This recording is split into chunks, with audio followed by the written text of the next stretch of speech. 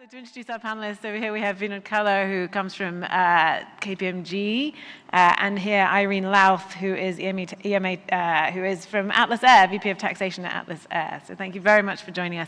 We are looking at a sea change when it comes to taxation of aviation. It's going to bring it from, I think, what was probably at the bottom of the pile of priorities for many CEOs all the way pretty close to the top, because it has the power potentially to really change strategy, business models, things like that. So Vinod, do you want to set the stage for us? What is shifting and how quickly is it shifting? Yeah, great question. Maybe to set the scene, we've heard in previous panels changing times and changing paradigms, and I think that's very, very true in the field of international tax. We have seen a decade where the G20 and the inclusive framework and the OECD have been looking for international coordination to, let's say, start to attack aggressive tax planning by multinational enterprises, including aviation companies. So that has been a decade in the working, and a lot of implementation has happened. In the EU, we have seen 2 decades of let's say, a goal of regulate, and where possible, tax. That has been the key driver for the EU institutions. But the elections in 2024, not only in the US, but also in the European territories, we see a significant change to the right side of the political spectrum. And that leads to profound changes in international taxation. Let's take the EU as an example. We have currently 9 EU member states which have a hard right coalition government partner. And what is their key goal? National sovereignty. So any type of international organization is frowned upon. So international coordination in the EU is gone. Harmonization is gone, which means that all the aggressive tax planning initiatives that were pending are all off the table. The key word currently in the EU is competitiveness. And this competitiveness opens potential inroads for the aviation companies to set the scene.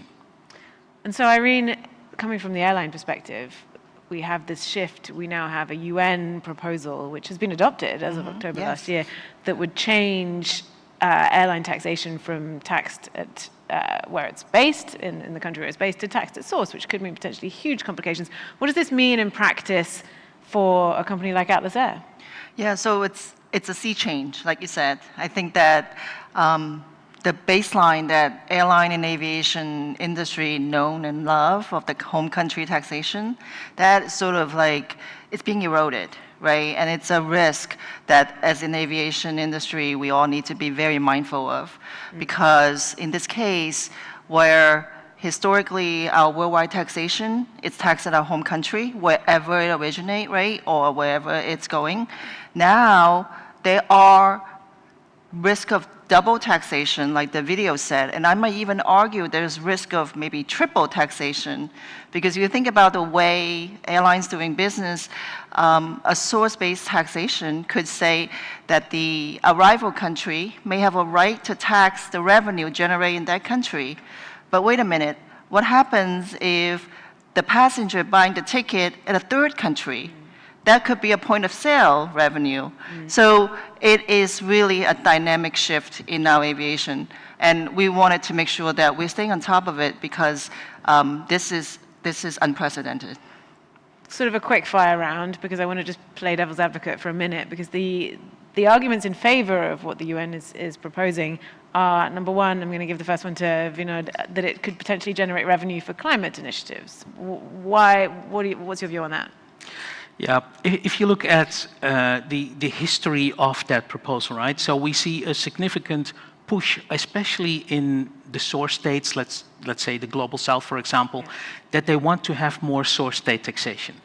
That, let's say, movement has been pushed back by the OECD and some of the developed world, but because the trend that I just described, the US and some parts of the EU are backing away from the international organizations and the OECD, leaving space for the UN and some of their initiatives to be adopted. And I think this risk that Irene just described of potential double taxation is real. And I think that push will become stronger in the 5 years to come. Because in the EU and the US, it's clear, unilateralism is the key word, multilateralism is out. And the second thing that is argued is that this is a way for developing markets to generate revenue. True or false? Yeah, well, you know, I think it remains to be seen. With the IATA's efforts, we've actually been advocating that this may not be the case, right? So think about if you wanted to expand into a new market, how does that work from an aviation and a business perspective? It ought to make sense, like making a deal from the previous panel. And if you have all these draconian taxation rule, how would expanding the new market there really affect the business and the operations and tax? And I think that that's a question that remain to be seen. We understand why the UN is doing this, but in terms of the actual impact and maybe the unintended consequences, that is up for grab. And on the flip side, emerging markets also have their own airlines, many of them, right? So it sort of flips around. You could end up absolutely losing as much as you generate in terms of tax.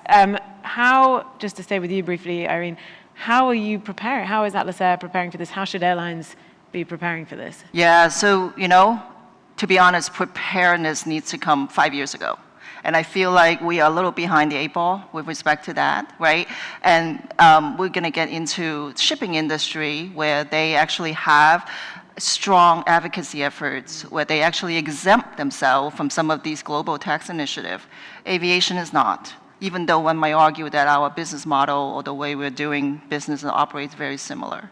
And in this case, with the UN, the amendments adopted, so that's fixed. What countries now need to do is to really stand firm in negotiating tax treaties to make sure that they don't erode the home-based taxation's principle, because that does have an impact. And with respect to the global minimum tax regime, that, again, with US not being part of that initiative, the administration's already sort of reversing course on that. I think the rest of the world will continue to move forward, but it will be missing a big piece, which is the US, and that is, still to be negotiated. And again, another level of complexity for the airlines to consider. Vinod, I want to go back to this issue of sort of engaging advocacy, because it's, to me, extraordinary that, certainly if you take the UN initiative, the UN proposal, that the airline industry, and there were lots of submissions, if you read the notes from these debates, and ICAO failed to persuade 25 experts on the UN Taxation Panel, who have nothing to do with aviation, of the arguments against doing this. Why is that? What more needs to be done? Yeah, I think we have to make a distinction in different international institutions. I think the UN has a set of unique dynamics where the source states very much are in the driver's seat, and especially if the developed world is backing off politically somehow, the source states become more powerful in that whole process. That's one. As I mentioned before, in the OECD context, where the minimum tax has been adopted, we also see this trend currently where the US is out, China is on the sideline. So the big players basically take 2 steps back from the whole project. And let me give you an example in the EU, because where the UN might lead to difficulties, I think the EU might have opportunities for the aviation industry.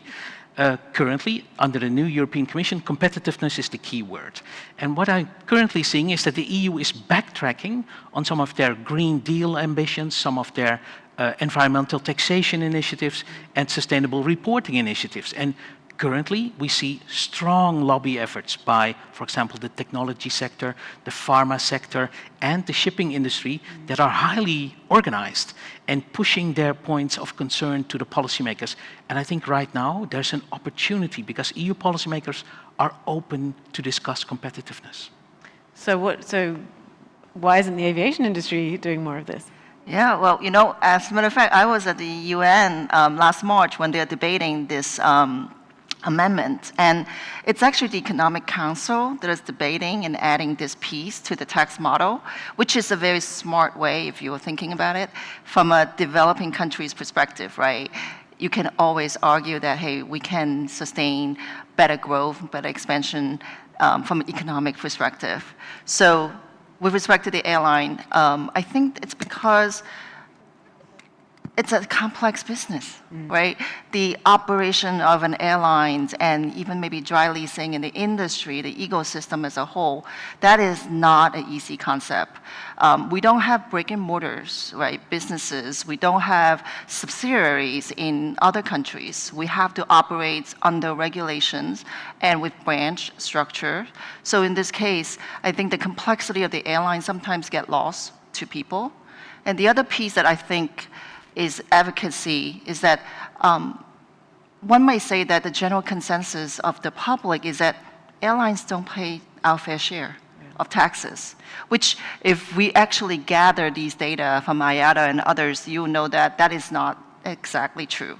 While we have a tax treaty network that exempt us for some of the corporate income tax, we still pay ticket taxes. We pay VAT. We pay other taxes, right, excise. So in this case, I think it's also about education, right, to the policymakers so that they know why we're unique and what we need to continue to grow both their economy and our industry.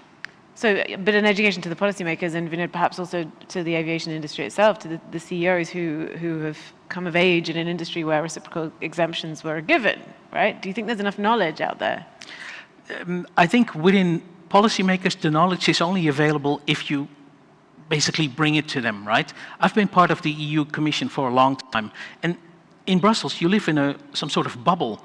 But the information that you have is only as good as the information that is received from stakeholders. And if I go back to, for example, the pharma industry, the tech industry, and the shipping industry, they were very successful in indicating the economic contribution that they have in source states. So, for example, the taxes that Irene just mentioned, that's just one part of it. Economic contribution could also indicate a wider context of your impact in source states, right? That's one. And second, to identify which are the key policymakers. Just having an intervention, CEO level to a European commissioner, is not enough. You need to identify who's the case handler and then feed that case handler as much as you can with significant knowledge that it can become part of a legislative proposal. I think what I'm hearing, Irene, is that whatever happens, whatever individual countries choose to do with these proposals, because obviously they're not mandates, it's automatically getting more complicated. Oh, yeah. I mean, there's no option on the horizon for taxation which is as simple as it is now or less complicated, right? Yeah, I agree. And I think that while, at best we can hold our line, right? But at worst, we could be looking at double, triple taxation. We could be looking at significant administrative and compliance burdens. Think about how many countries that you are operating right now. And historically, while there was tax treaty exemption, you don't perhaps need to file tax returns. You don't have to do statutory tax audits, right? But if this shift is keeping going, I think that that will be sort of the state of the future. And airline tax departments, I don't know about you, I certainly don't think that we're equipped to do that. We are even combating the OECD's global minimum tax framework, where the concept itself is very complicated. The compliance burden is coming. That is already a big thing to contend with. To then take over to the UN and to the tax treaty being sort of eroded, I think that will be, it's a game changer.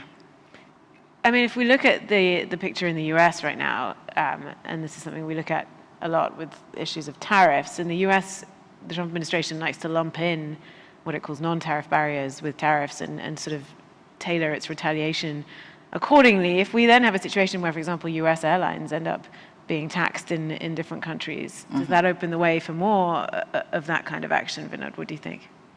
I think there's a tremendous risk of further disputes, right? So what we see currently is that the US is pushing, let's take the EU as an example, on resetting the trade relations through tariffs, resetting international taxation, right? Pushing out parts of the global minimum tax or digital services taxes for that matter.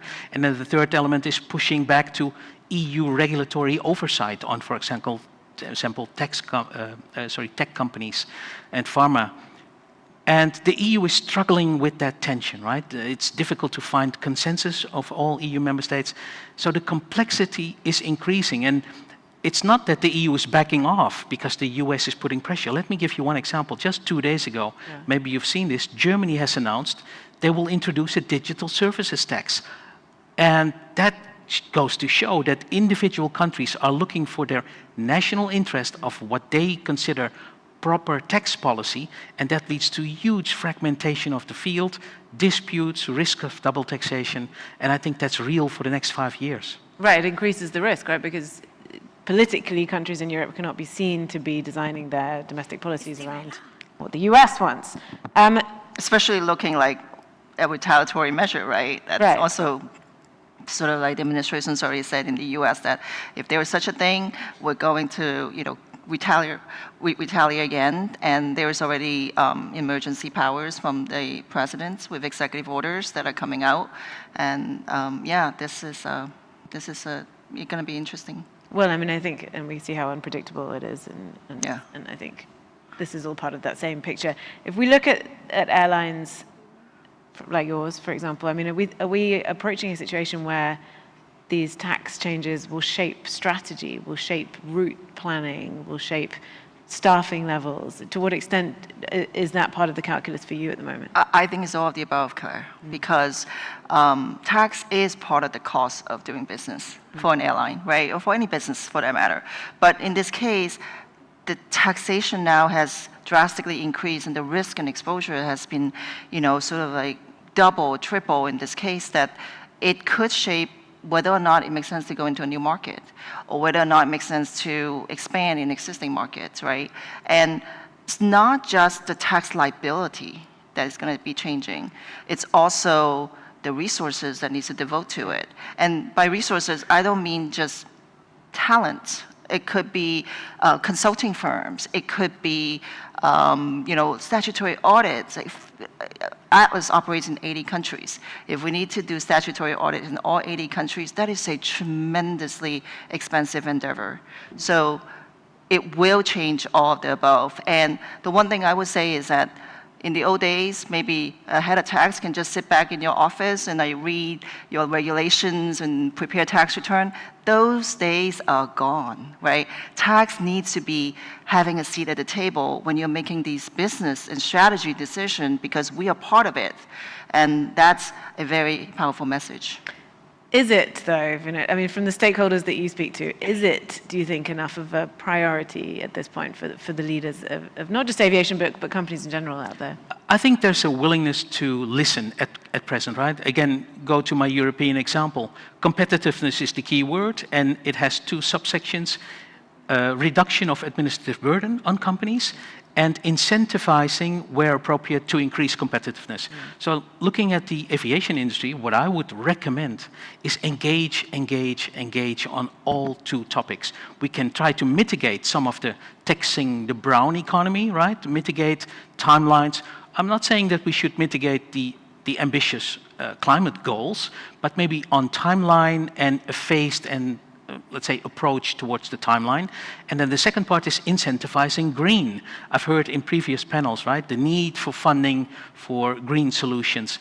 The EU has basically opened the door for that debate, allowing individual EU member states to allow tax incentives, allow funding of certain industries, and making, let's say, derogations from complicated EU state aid rules. So there is room for maneuver, and I urge all of us to engage with these policymakers to unlock these incentives. Yeah, it's a PR challenge in some ways, Irene, right? Because you don't want to be seen to be saying, we don't want revenue generated for climate initiatives at the same time as we've spent the best part of this morning talking about how the aviation industry needs to get ahead of climate challenges. So dealing with all of these things at the same time. Yeah, and part of it is going back to, advocacy and education, right? I don't know, maybe the folks in this room knows that the aviation industry as a whole really generate only 1 to 2% of the greenhouse gas to date, right? That's a powerful message. The reason why I think that the aviation industry is being targeted is that when you have big aircraft flying above in the sky, then people point to it and say, well, that's emissions here. So advocacy is the way for us to continue that dialogue and educate and to mitigate some of those tax burdens. It's going to be a busy time for you. Yeah. I mean, I want to, back to you, Irene, because I want to home in on the talent issue. Are there enough people who are available to deal with this, what seems to be looming compliance burden for the aviation industry? Well, I think that that's a larger aviation industry question. It's not just about tax, it's not just about finance. I think as an industry, we have a shortage in talents, right? Pilots shortage, we have a shortage of mechanics, air traffic controllers, for example, that is also when it comes to the reduction in the workforce. So I think as a whole, we are short in terms of talents, and this is the best time for us to double down because we need to be able to build out those pipelines and upskill our people and to build that redundancy. Because to your point earlier in the panel, it's better to fix the roof while it's sunny out. And that's it. I mean, I'm not entirely sure what's happening with the timing because it seems to have jumped from 7 minutes down to 22 seconds, but I think that seems like a good enough point to finish on, the message being, advocacy and prepare, I think, on this issue and really try to get ahead of it. Thank you very much to our panelists.